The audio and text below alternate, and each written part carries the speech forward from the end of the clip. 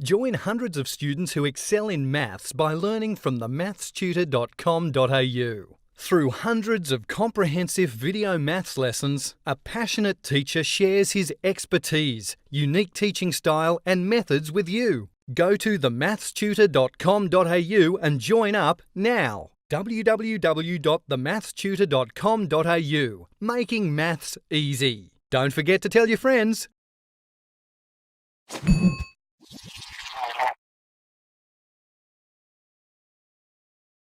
Hey guys, we're going to solve now worded problems using Pythagoras Theorem. We can use Pythagoras Theorem to solve real-life problems that may occur. Let's see one example. Here we have a gate that we're going to construct. Now the gate, as you can see, has 1200 millimeters in height and 2000 millimeters in width. And to construct this gate and to make it firm and stable and strong, we have to construct and create a diagonal to make sure that the angles of this gate, when we're opening and closing it, don't actually go awkward and are always 90 degrees. So what do? We actually construct what we call a brace. Now the brace in this case is a diagonal. What can you notice? You can notice that the diagonal, which is the brace, with the height and the length, make a right-angled triangle. So we use Pythagoras Theorem to find the length of the brace. So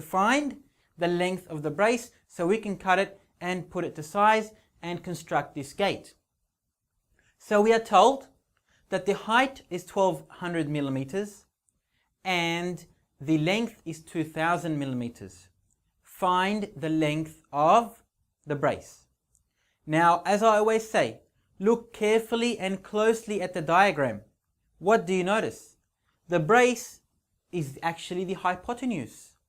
It's the hypotenuse for a right-angled triangle. One short side is 2000 millimeters, the other short side is 1200 millimeters. As you can see highlighted there, we have a right-angled triangle. The hypotenuse is the brace that we're going to create.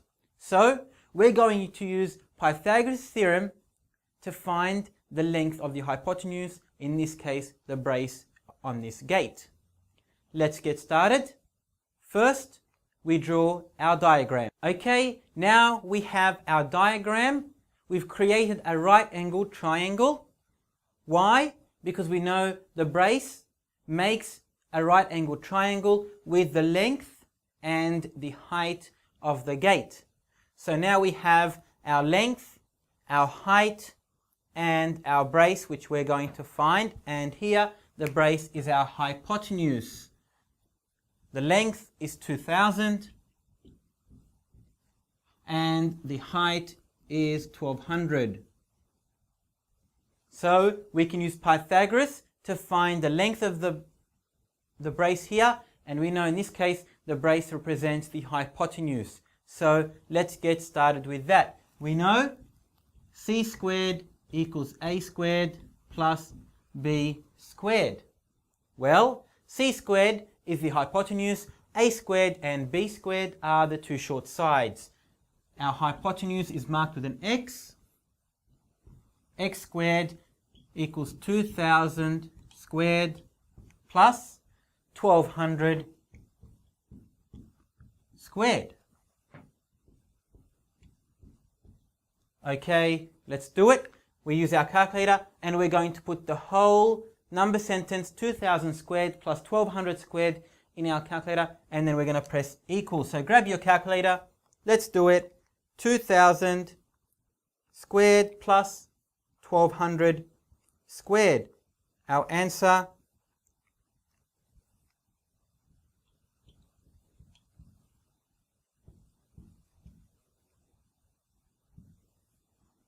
$5,440,000. Now, what do?